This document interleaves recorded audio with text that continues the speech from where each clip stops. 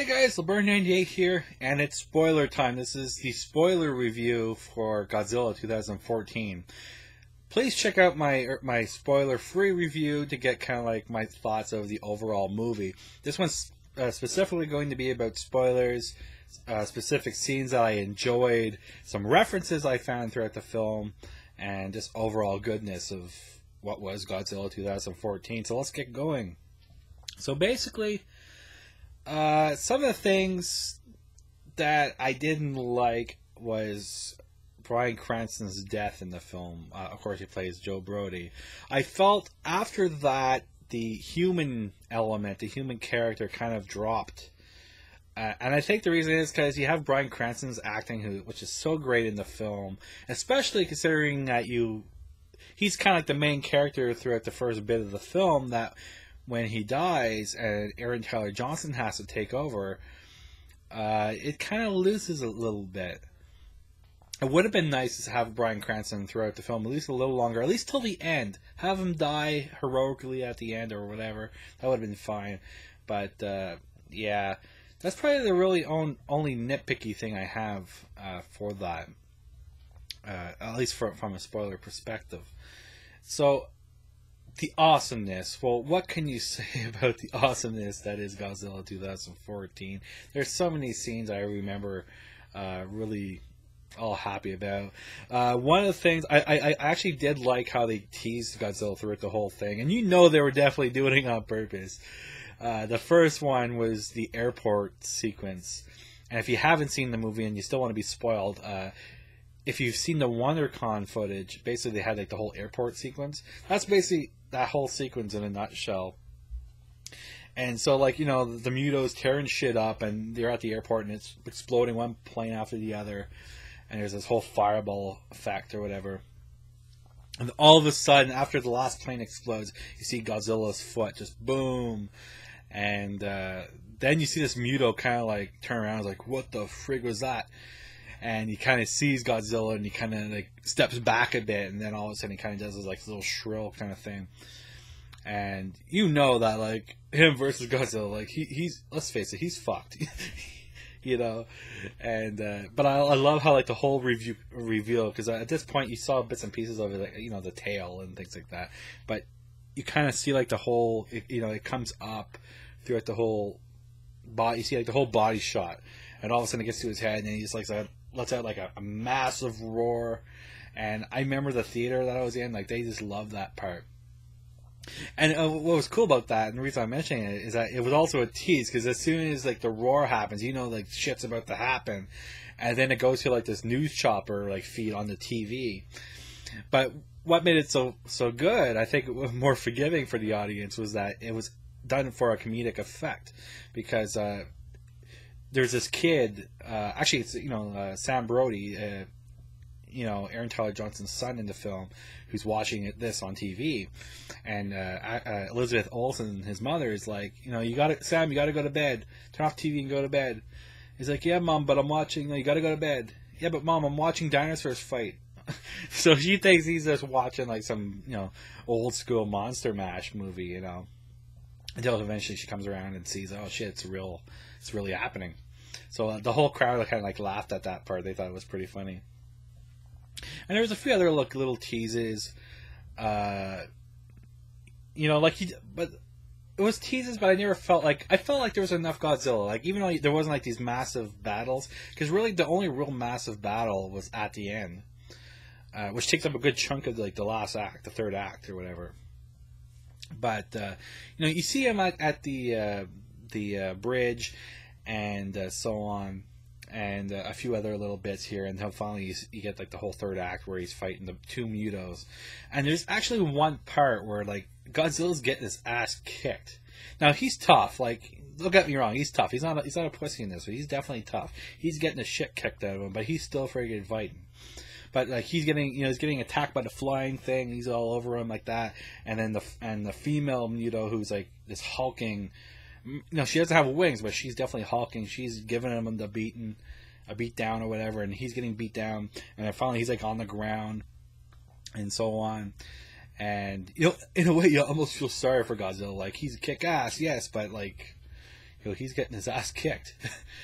But then you have Ford Brody, who while this is all happening, this whole monster fight's happening. That's when you have the airdrop thing, the helo jump, and the reason they're doing that is because they want to get a bomb. They want to get the nuclear bomb that the Muto actually took for that. And by the way, Muto takes these nuclear bombs and stuff like that because her eggs kind of fertilize from this, and they kind of feed from that.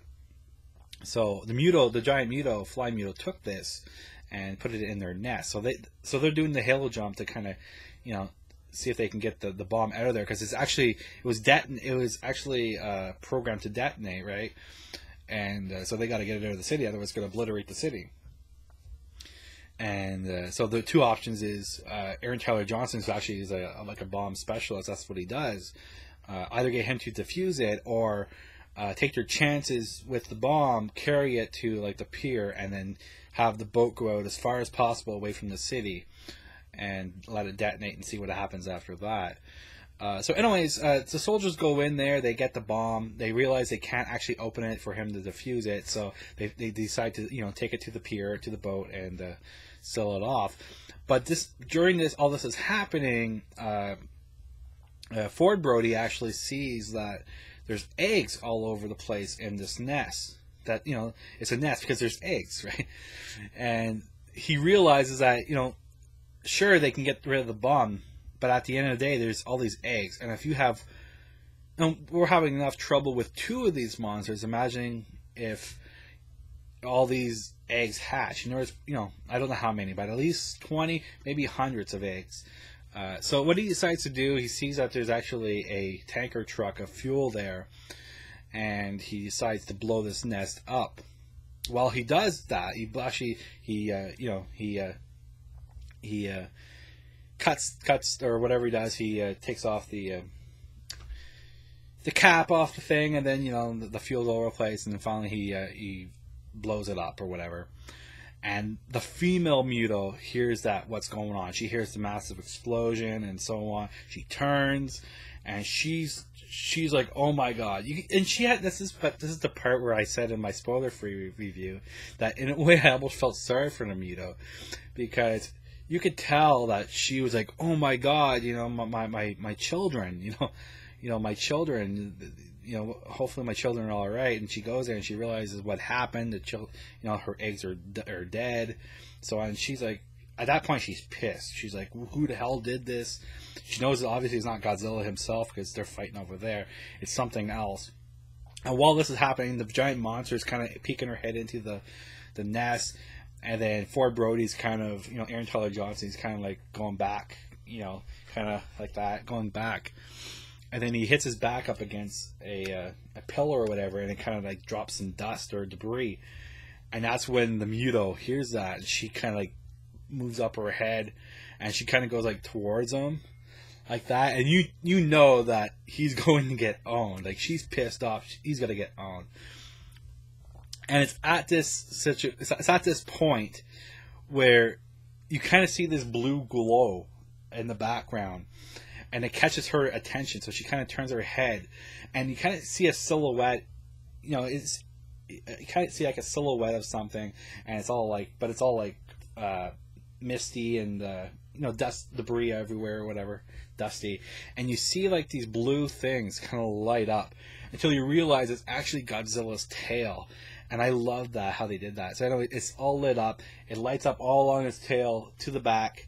And then he just kind of goes back like that, and he just lets it go. He lets his atomic breath go and nails the Muto, and in a way saving Ford Brody. And that's what I liked about this sequence, because before that, Godzilla was getting his ass kicked, and if it wasn't for Ford Brody destroying the nest, he probably would have died. Godzilla probably would have died, or at least got majorly beat up. And so in a way, Ford Brody saves Godzilla, but then Godzilla comes back and saves him, kind of repaying the favor, which I thought was kind of cool. So, I mean, yeah, that was pretty cool. And then finally, the kill shot at the end. Actually, there's 2. Like, when he destroys the flying Muto, that got a big laugh from the crowd, because he basically bats it with his tail, which typical. I mean, it's classic Godzilla. He uses the tail. and it, it knocked a fly Muto into a building, and it kind of like went through it. I think it's through its head or something. There was something, a spike, whatever, and killed him. And then finally, Ford Brody, after he's kind of like saved by Godzilla a little bit there, he's running and he goes to the pier, and then the Muto sees that like the bomb is basically on the boat, so she's going to attack the boat or whatever, and she destroys the pier and all this stuff, and so he goes onto the boat to kind of get it going so he can explode out into the away from the city. And then she's kind of like on top of him on the boat. All he has left is a gun. What are you going to do against a giant, massive monster, right? And out of nowhere, Godzilla kind of comes back and takes the female Muto, rips its head open like that, like you expect, like something like in King Kong when he does it with the T-Rex. And you think that's what he's going to do, right? You think he's going to do like a King Kong. But no, he does. He takes it a step further. So he rips open the Muto's mouth like that, and then he just lets like a giant atomic breath into the mouth, and he keeps it going. Eventually, the head burns off, and the whole head comes off, and the crowd absolutely cheered for that. They loved that part, and I was like, "Fuck yeah!" I mean, yeah, that was cool. I really enjoyed that. And it was unique. I don't think I've ever seen Godzilla do that, So that was it for like that, like cool moments. As far as like references, there was a few references I noticed, as well as some that maybe weren't intentional. I don't know. Maybe I'm looking too much into it. There was 2 Mothra references I seen throughout the film. The first one I recall was when Bryan Cranston and Aaron Taylor Johnson are going to their home 15 years later, obviously, going into the home in the containment zone or whatever, restricted zone. And so they're going to the home to get these discs or whatever for his research. And throughout the house, they go by this I guess it's like a fish tank, but it's like for butterflies. I know there's a name for it. I can't remember. And you see there's 2 things. It says moth, and then you see the another part that says raw on it. So there's like moth raw, which I thought was pretty cool, like an inside little joke. And the other Mothra reference I recall seeing was there's actually it was before that one, if I'm not mistaken. Yeah, it was before that one. That's when the plant was being destroyed. And in the classroom, where young Ford Brody is in the classroom. And in the back, you have the picture of like various butterflies and so on. You have like a moth or whatever, and it looked very similar to the pattern of Mothra's wings, and it looked very much like Mothra on that class picture. So that was 2 Mothra references.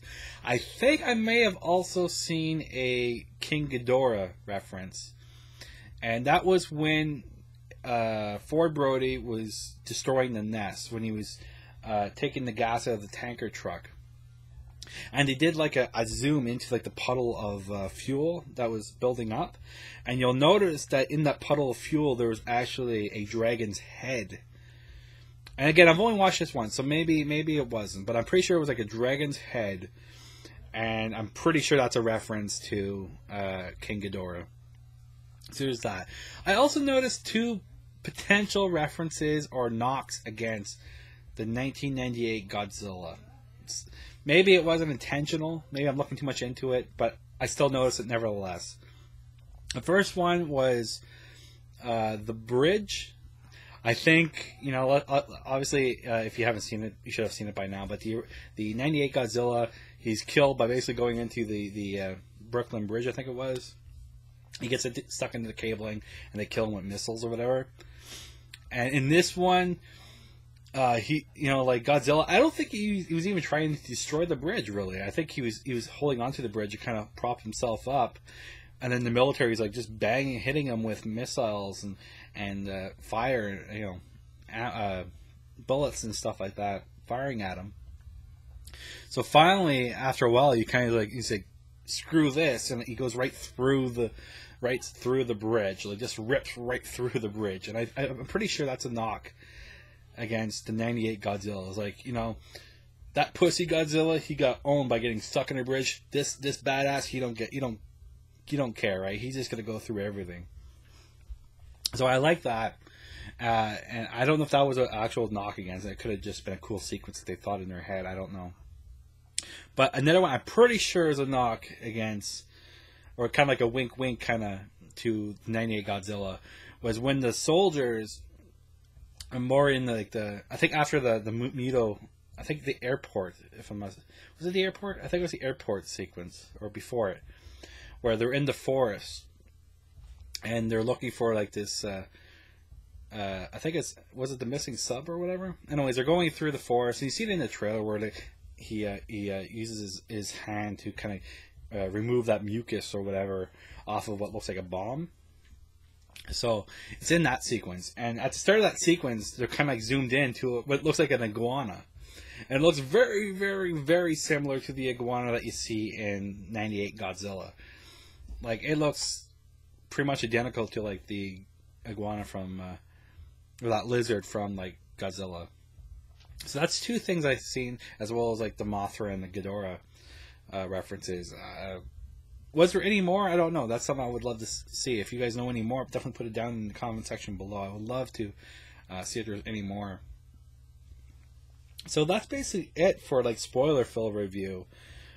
I mean, there was some kick-ass stuff, like the whole fight at the end, the double atomic breath, the way the tail lights up. I thought that was all cool. And yeah, I mean, like I said, the one thing I would have liked, I would have liked to have Bryan Cranston or more of the film, at least 2/3 of the film. But overall, I mean, it was a well done film. I can't really knock it that much. I really enjoyed myself. I think Tyson enjoyed himself as well. He noticed a lot of the same things I did. He thought like the way he like the Muto got its head ripped off. He thought that was cool. He noticed the iguana as well. So yeah, and overall, I think our crowd really enjoyed it. You heard a few little cheers here and there. And at the end, this was the second time I've heard it at a film. They had like applause at the end. People were clapping and stuff like that. The first film I actually heard that in was Skyfall, and it was probably about like a day or two after release, or it could have even been the day of the release. I can't remember.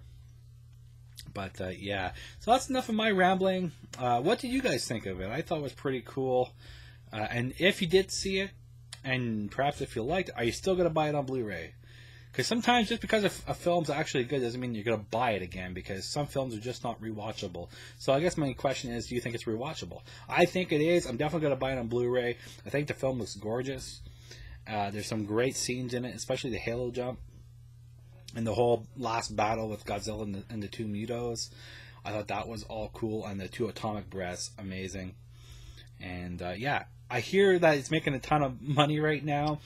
And I know Gareth, the director, wanted to make a sequel, potentially.